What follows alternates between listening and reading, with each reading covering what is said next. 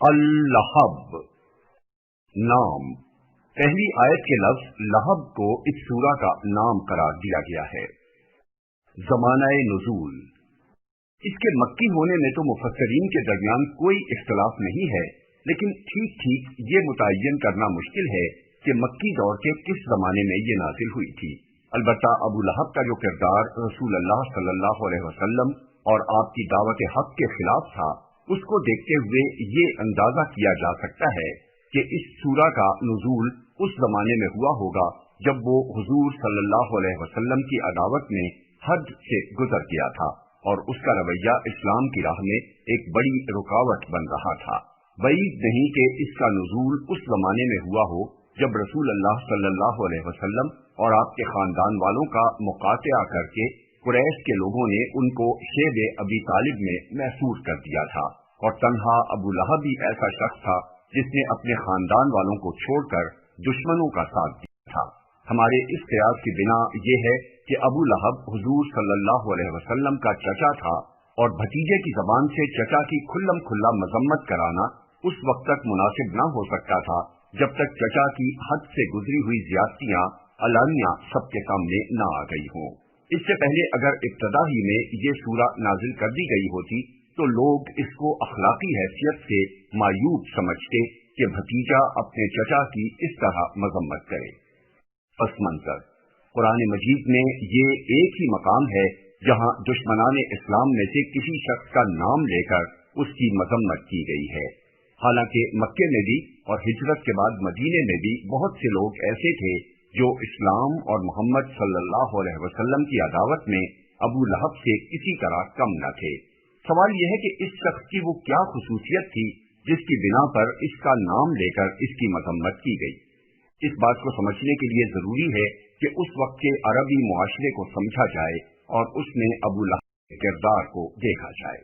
قدیم زمانے میں چونکہ پورے ملک عرب میں ہر طرف بدامنی، غارت گری اور طوائف الملوکی پھیلی ہوئی تھی، اور صدیوں سے حالت یہ تھی کہ کسی شخص کے لیے اس کے اپنے خاندان اور خونی رشتہ داروں کی حمایت کے سوا جان و مال اور عزت و آبرو کے تحفظ کی کوئی ضمانت نہ تھی۔ اس لیے عربی معاشرے کی اخلاقی قدروں میں صلہ رحمی یعنی رشتہ داروں کے ساتھ حسن سلوک کو بڑی اہمیت حاصل تھی، اور قطع رحمی کو بہت بڑا پاپ سمجھا جاتا تھا۔ عرب کی انہی روایات کا یہ اثر تھا کہ رسول اللہ صلی اللہ علیہ وسلم جب اسلام کی دعوت لے کر اٹھے تو قریش کے دوسرے خاندانوں اور ان کے سرداروں نے تو حضور صلی اللہ علیہ وسلم کی شدید مخالفت کی، مگر بنی ہاشم اور بنی المطلب، ہاشم کے بھائی مطلب کی اولاد، نے نہ صرف یہ کہ آپ کی مخالفت نہیں کی بلکہ وہ کھلم کھلا آپ کی حمایت کرتے رہے، حالانکہ ان میں سے اکثر لوگ آپ کی نبوت پر ایمان نہیں لائے تھے۔ قریش کے دوسرے خاندان خود بھی حضور صلی اللہ علیہ وسلم کے ان خونی رشتہ داروں کی حمایت کو عرب کی اخلاقی روایات کے عین مطابق سمجھتے تھے۔ اسی وجہ سے انہوں نے کبھی بنی ہاشم اور بنی المطلب کو یہ تانا نہیں دیا کہ تم ایک دوسرا دین پیش کرنے والے شخص کی حمایت کر کے اپنے دین آبائی سے منحرف ہو گئے ہو۔ وہ اس بات کو جانتے اور مانتے تھے کہ اپنے خاندان کے ایک فرد کو وہ کسی حالت میں اس کے دشمنوں کے حوالے نہیں کر سکتے، اور ان کا اپنے عزیز کی پشتیبانی کرنا قریش اور اہل عرب سب کے نزدیک بالکل ایک فطری امر تھا۔ اس اخلاقی اصول کو جسے زمانہ جاہلیت میں بھی عرب کے لوگ واجب الاحترام سمجھتے تھے، صرف ایک شخص نے اسلام کی دشمنی میں توڑ ڈالا، اور وہ تھا ابو لہب بن عبد المطلب۔ یہ رسول اللہ صلی اللہ علیہ وسلم کا چچا تھا۔ حضور صلی اللہ علیہ وسلم کے والد ماجد اور یہ ایک ہی باپ کے بیٹے تھے۔ عرب میں چچا کو باپ کی جگہ سمجھا جاتا تھا، خصوصاً جبکہ بھتیجے کا باپ وفات پا چکا ہو تو عربی معاشرے میں چچا یہ توقع کی جاتی تھی کہ وہ بھتیجے کو اپنی اولاد کی طرح عزیز رکھے گا، لیکن اس شخص نے اسلام کی دشمنی اور کفر کی محبت میں ان تمام عربی روایات کو پامال کر دیا۔ ابن عباس رضی اللہ عنہ سے متعدد سندوں کے ساتھ یہ روایت محدثین نے نقل کی ہے کہ جب رسول اللہ صلی اللہ علیہ وسلم کو دعوت عام پیش کرنے کا حکم دیا گیا اور قرآن مجید میں یہ ہدایت نازل ہوئی کہ آپ اپنے قریب ترین عزیزوں کو سب سے پہلے خدا کے عذاب سے ڈرائیں، تو آپ نے صبح سویرے کوہ صفا پر چڑھ کر بلند آواز سے پکارا، یا صباحا، ہائے صبح کی آفت۔ عرب میں یہ صدا وہ شخص لگاتا تھا جو صبح کے جھٹپٹے میں کسی دشمن کو اپنے قبیلے پر حملہ کرنے کے لیے آتے دیکھ لیتا تھا۔ حضور صلی اللہ علیہ وسلم کی یہ آواز سن کر لوگوں نے دریافت کیا کہ یہ کون پکار رہا ہے۔ بتایا گیا کہ یہ محمد صلی اللہ علیہ وسلم کی آواز ہے۔ اس پر قریش کے تمام خاندانوں کے لوگ آپ کی طرف دوڑ پڑے۔ جو خود آ سکتا تھا وہ خود آیا، جو نہ آ سکتا تھا اس نے اپنی طرف سے کسی کو بھیج دیا۔ جب سب جمع ہو گئے تو آپ صلی اللہ علیہ وسلم نے قریش کے ایک ایک خاندان کا نام لے لے کر پکارا، اے بنی ہاشم، اے بنی عبد المطلب، اے بنی فہر، اے بنی فلاں، اے بنی فلاں۔ اگر میں تمہیں یہ بتاؤں کہ پہاڑ کے پیچھے ایک لشکر تم پر حملہ کرنے کے لیے تیار ہے تو تم میری بات سچ مانو گے؟ لوگوں نے کہا ہاں، ہمیں کبھی تم سے جھوٹ سننے کا تجربہ نہیں ہوا ہے۔ آپ نے فرمایا تو میں تمہیں خبردار کرتا ہوں کہ آگے سخت عذاب آ رہا ہے۔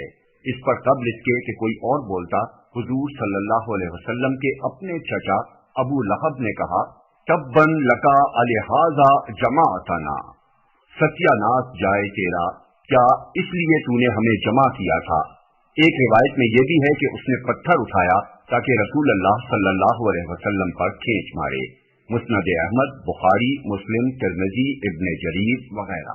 ابن زید کی روایت ہے کہ ابو لہب نے رسول اللہ صلی اللہ علیہ وسلم سے ایک روز پوچھا کہ اگر میں تمہارے دین کو مان لوں تو مجھے کیا ملے گا؟ آپ نے فرمایا جو اور سب ایمان لانے والوں کو ملے گا۔ اس نے کہا میرے لیے کوئی فضیلت نہیں ہے؟ حضور صلی اللہ علیہ وسلم نے فرمایا اور آپ کیا چاہتے ہیں؟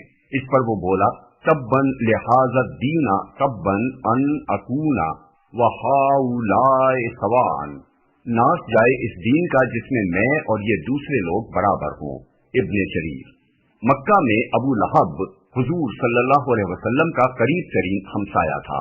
دونوں کے گھر ایک دیوار بیچ واقع تھے۔ اس کے علاوہ حکم بن عاص یعنی مروان کا باپ، عقبہ بن ابی معیط، عدی بن حمرہ اور ابن الاسداء الحزلی بھی آپ کے ہمسائے تھے۔ یہ لوگ گھر میں بھی حضور صلی اللہ علیہ وسلم کو چین نہیں لینے دیتے تھے۔ آپ کبھی نماز پڑھ رہے ہوتے تو یہ اوپر سے بکری کی اوج آپ پر پھینک دیتے، کبھی صحن میں کھانا پک رہا ہوتا تو یہ ہنڈیا پر غلاظت پھینک دیتے۔ حضور صلی اللہ علیہ وسلم باہر نکل کر ان لوگوں سے فرماتے، اے بنی عبد مناف، یہ کیسی ہمسائیگی ہے؟ ابو لہب کی بیوی ام جمیل ابو سفیان کی بہن نے تو یہ مستقل وتیرہ ہی اختیار کر رکھا تھا کہ راتوں کو آپ کے گھر کے دروازے پر خاردار جھاڑیاں لا کر ڈال دیتی تاکہ صبح سویرے جب آپ یا آپ کے بچے باہر نکلیں تو کوئی کانٹا پاؤں میں چبھ جائے۔ بیہقی، ابن ابی حاتم، ابن جریر، ابن عساکر، ابن ہشام۔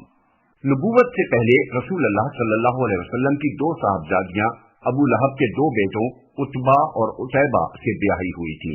نبوت کے بعد جب حضور صلی اللہ علیہ وسلم نے اسلام کی طرف دعوت دینی شروع کی تو اس شخص نے اپنے دونوں بیٹوں سے کہا کہ میرے لیے تم سے ملنا حرام ہے اگر تم محمد صلی اللہ علیہ وسلم کی بیٹیوں کو طلاق نہ دے دو۔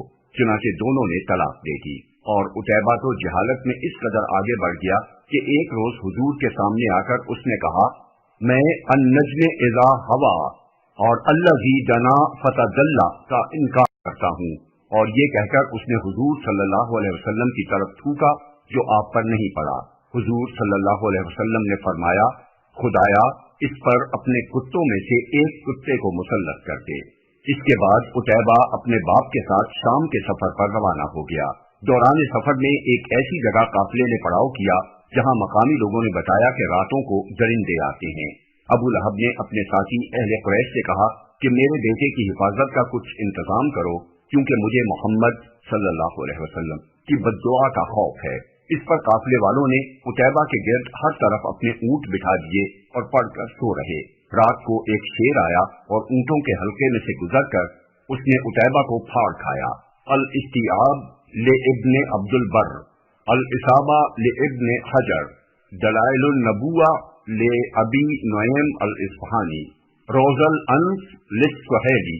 روایات میں یہ اختلاف ہے کہ بعض راوی طلاق کے معاملے کو اعلان نبوت کے بعد کا واقعہ بیان کرتے ہیں اور بعض کہتے ہیں کہ یہ تبت یدا ابی لہب کے نزول کے بعد پیش آیا تھا۔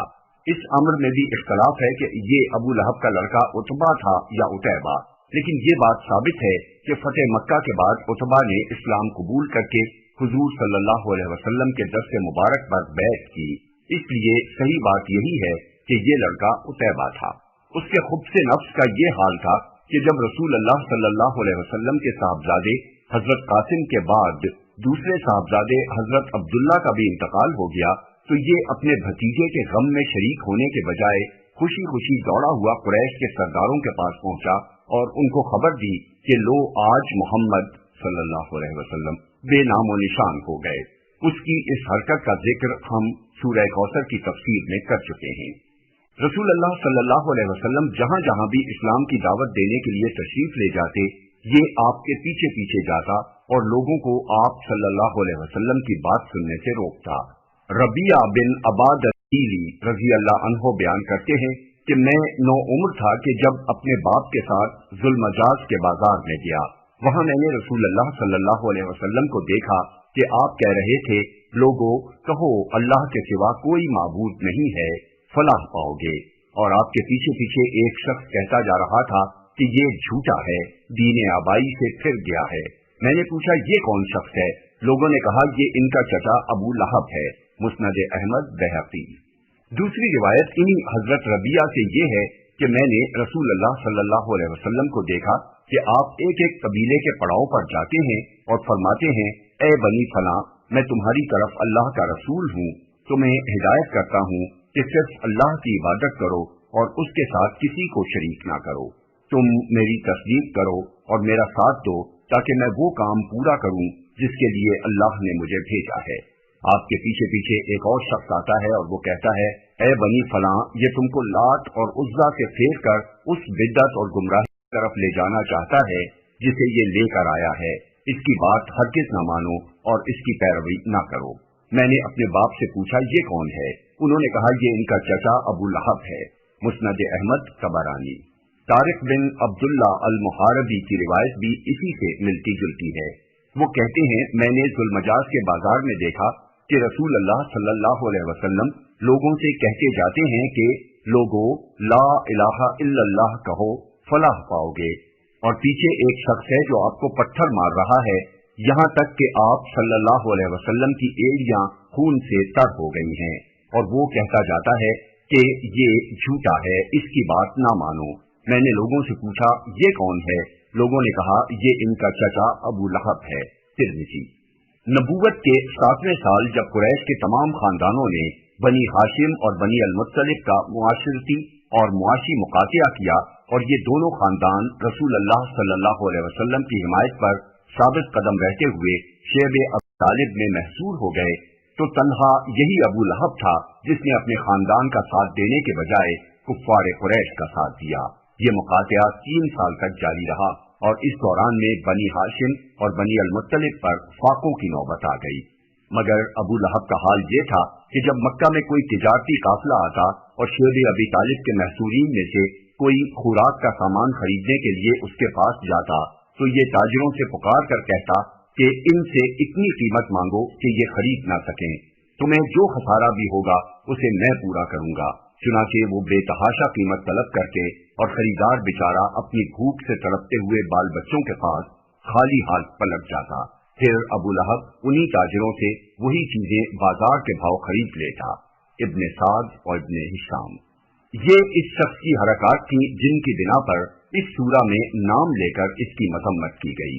खासतौर पर इसकी जरूरत इसलिए थी कि मक्का से बाहर के अहले अरब जो हज के लिए आते थे या मुख्तलिफ मकामात पर लगने वाले बाजारों जमा होते, उनके सामने जब रसूल अल्लाह सल्लल्लाहु अलैहि वसल्लम का अपना चचा आपके पीछे लगकर आपकी मुखालिफत करता, तो वो अरब की मारूफ रिवायात के लिहाज से ये बात खिलाफ तवक्को समझते थे कि कोई चचा बिला वजह दूसरों के सामने खुद अपने भतीजे को बुरा भला कहे और उसे पत्थर मारे और उस पर इल्जाम तराश किया करे।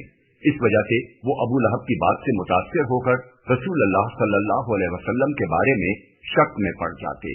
मगर जब ये सूरा नाजिल हुई और अबू लहब ने गुस्से में बिफर कर औल फौल बकना शुरू कर दिया, तो लोगों को मालूम हो गया कि रसूल अल्लाह सल्लल्लाहु अलैहि वसल्लम की मुखालिफत में इस शख्स का कौल काबिल एतबार नहीं है, क्योंकि ये अपने भतीजे की दुश्मनी में दीवाना हो रहा है।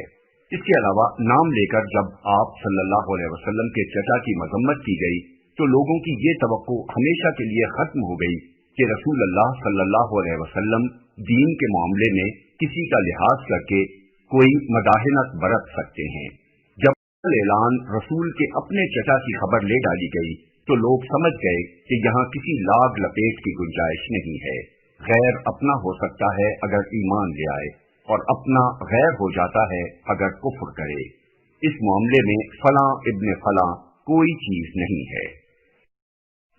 बिस्मिल्लाहिर्रहमानिर्रहीम। शुरू अल्लाह के नाम से जो रहमान और रहीम है। तब्बत यदा अबी लहब व तब। टूट गए अबू लहब के हाथ और वो नामुराद हो गया। इस शख्स का नाम अब्दुल उज़्ज़ा था और उसे अबू लहब इसलिए कहा जाता था कि उसका रंग बहुत चमकता हुआ सुर्ख सफेद था। लहब आग के शोले को कहते हैं और अबू लहब के माने हैं शोला रू। यहाँ उसका जिक्र उसके नाम के बजाय उसकी कुन्यत से करने के कई वजूह हैं। एक ये कि वो ज्यादातर अपने नाम से नहीं बल्कि अपनी कुन्यत ही से मारूफ था। दूसरे ये कि उसका नाम अब्दुल उज़्ज़ा यानी बंदा उज़्ज़ा एक मुशरिकाना नाम था और कुरान में ये पसंद नहीं किया गया कि उसे इस नाम से याद किया जाए। तीसरे ये कि उसका जो अंजाम इस सूरह में बयान किया गया है उसके साथ उसकी ये कुन्यत ही ज्यादा मुनासिबत रखती है। तब्बत यदा अबी लहबिन के माने बाद मुफस्सिरीन ने टूट जाएं अबू लहब के हाथ बयान किए हैं और वह तब्बा का मतलब ये बयान किया है कि वो हलाक हो जाए या वो हलाक हो गया। लेकिन दर हकीकत ये कोई कोसना नहीं है जो उसको दिया गया हो, बल्कि एक पेशिंगोई है जिसमें आइंदा पेश आने वाली बात को माजी के सीगों में बयान किया गया है। गोया उसका होना ऐसा यकीनी है जैसे वो हो चुकी और फिर वाक़े आखिरकार वही कुछ हुआ जो इस सूरा में चंद साल पहले बयान किया जा चुका था। हाथ टूटने से मुराद जाहिर है कि जिस्मानी हाथ टूटना नहीं है बल्कि किसी शख्स का अपने उस मकसद में कतई ना जाना है जिसके लिए उसने अपना पूरा जोर लगा दिया हो। अबू लहब ने रसूलुल्लाह सल्लल्लाहु अलैहि वसल्लम की दावत को जद देने के लिए वाकई अपना पूरा जोर लगा दिया था।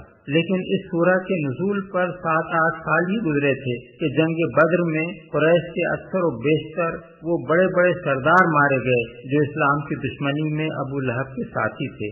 मक्के में जब इस शिकस्त की खबर पहुंची तो उसको इतना रंज हुआ कि वो 7 दिन से ज्यादा जिंदा न रह सका। फिर उसकी मौत भी निहायत इबरतनाक थी। उसे अदसा यानी मैलिग्नेंट पस्ट्यूल की बीमारी हो गई जिसकी वजह से उसके घर वालों ने उसे छोड़ दिया क्योंकि उन्हें छूत लगने का डर था। मरने के बाद भी 3 रोज तक कोई उसके पास न आया, यहाँ तक कि उसकी लाश सड़ गई और उसकी बू फैलने लगी। आखिरकार जब लोगों ने उसके बेटों को ताने देने शुरू किए तो एक रिवायत यह है कि उन्होंने कुछ हबशियों को उजरत देकर उसकी लाश उठवाई और उन्हीं मजदूरों ने उसको दफन किया। और दूसरी रिवायत यह है कि उन्होंने गड्ढा खुदवाया और लकड़ियों से उसकी लाश को धकेल कर उसमें फेंका और ऊपर से मिट्टी पत्थर डालकर उसे ढांक दिया। उसकी मजीद और मुकम्मल शिकस्त इस तरह हुई कि जिस दीन की राह रोकने के लिए उसने एड़ी चोटी का जोर लगा दिया था उसी दीन को उसकी औलाद ने कबूल किया। सबसे पहले उसकी बेटी दुर्रा हिजरत करके मक्के से मदीना पहुंची और इस्लाम लाई।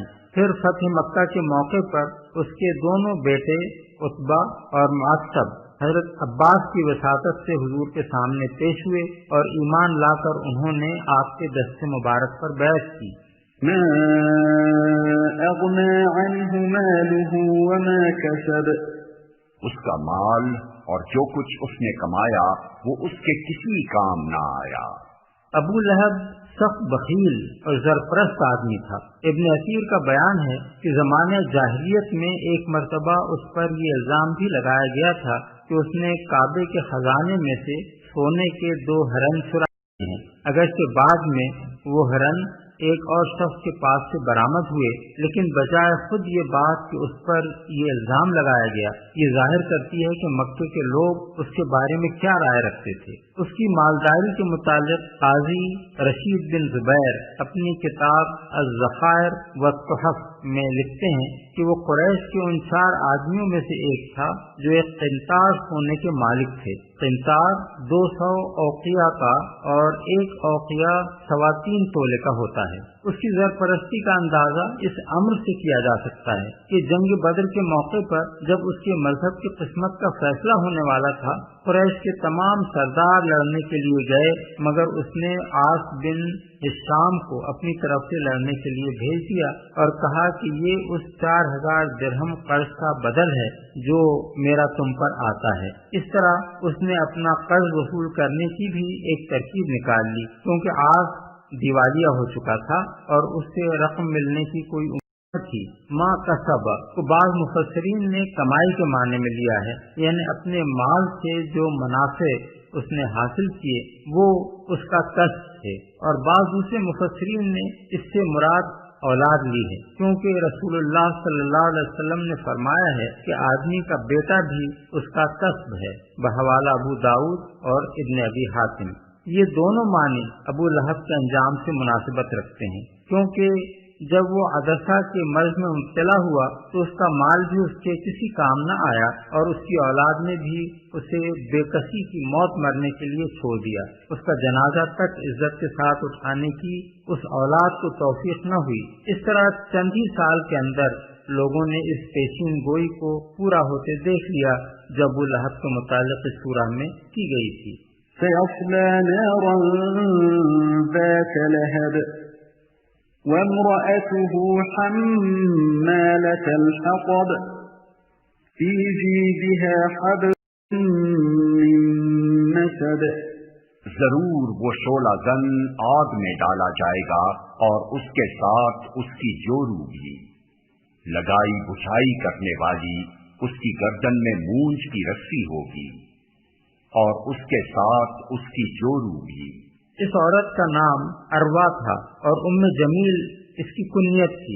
ये अबू सुफियान की बहन थी और रसूलुल्लाह सल्लल्लाहु अलैहि वसल्लम के साथ अदावत में अपने शौहर अबू लहब से किसी तरह कम न थी। हजरत अबू बकर की साहबजादी हजरत अस्मा का बयान है कि जब ये सूरत नाजिल हुई और उम्मे जमील ने इसको सुना तो वो बिखरी हुई रसूलुल्लाह सल्लल्लाहु अलैहि वसल्लम की तलाश में निकली। उसके हाथ में मुट्ठी भर पत्थर थे और वो हुजूर की हजू में अपने ही कुछ अशार पढ़ती जाती थी। हरम में पहुंची तो वहाँ हजरत अबू बकर के साथ हुजूर तशरीफ फरमा थे। हजरत अबू बकर ने अर्ज किया, या रसूलल्लाह, ये आ रही है और मुझे अंदेशा है कि आपको देखकर बेहूदगी करेगी। हुजूर ने फरमाया, ये मुझको नहीं देख सकेगी। चुनाचे ऐसा ही हुआ कि आपके मौजूद होने के बावजूद वो आपको नहीं देख सकी और उसने हजरत अबू बकर से कहा कि मैंने सुना है तुम्हारे साहब ने मेरी हजू की है। हजरत अबू बकर ने कहा, इस घर के रब की कसम, उन्होंने तो तुम्हारी कोई हजू नहीं की। इस पर वो वापस चली गई। बहवाला इब्न अबी हातिम, सीरत इब्न हिशाम, बज़ार ने हजरत अब्दुल्ला बिन अब्बास से भी इसी से मिलता जुलता वाक़या नकल किया है। हजरत अबू बकर के इस जवाब का मतलब ये था कि हजू तो अल्लाह ताला ने की है, रसूलुल्लाह सल्लल्लाहु अलैहि वसल्लम ने नहीं की। लगाई बुझाई करने वाली असल अल्फाज हैं हम्मालतल हतब, जिनका लफ्जी तर्जुमा है लकड़ियां ढोने वाली। मुफस्सिरीन ने इसके मुतादिद मानी बयान किए हैं। हजरत अब्दुल्ला बिन अब्बास, इब्न ज़ैद, ज़हाक और रबी बिन अनस कहते हैं कि वो रातों को खारदार दरख्तों की टहनियां लाकर रसूलुल्लाह सल्लल्लाहु अलैहि वसल्लम के दरवाजे पर डाल देती थी। इसलिए उसको लकड़ियां ढोने वाली कहा गया है। कतादा, इकरमा, हसन बसरी, मुजाहिद और सुफियान सौरी कहते हैं कि वो लोगों में फसाद डलवाने के लिए चुगलियां खाती फिरती थी, इसलिए उसे अरबी मुहावरे के मुताबिक लकड़ियां ढोने वाली कहा गया, क्योंकि अरब में ऐसे शख्स को जो इधर की बात उधर लगाकर फसाद की आग भड़काने की कोशिश करता हो लकड़ियां ढोने वाला कहते हैं। इस मुहावरे के लिहाज से हम्मालतल हतबे के माने ठीक ठीक वही हैं जो उर्दू में बी जमालों के मानी हैं।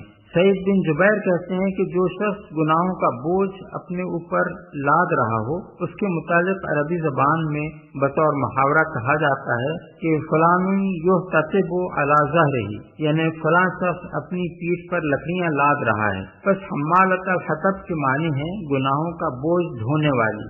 एक और मतलब मुफस्सिरीन ने इसका ये भी बयान किया है कि ये आखिरत में उसका हाल होगा, यानी वो लकड़ियां ला कर उस आग में डालेगी जिसमें अबू लहब जल रहा होगा। मूंछ की रस्सी होगी।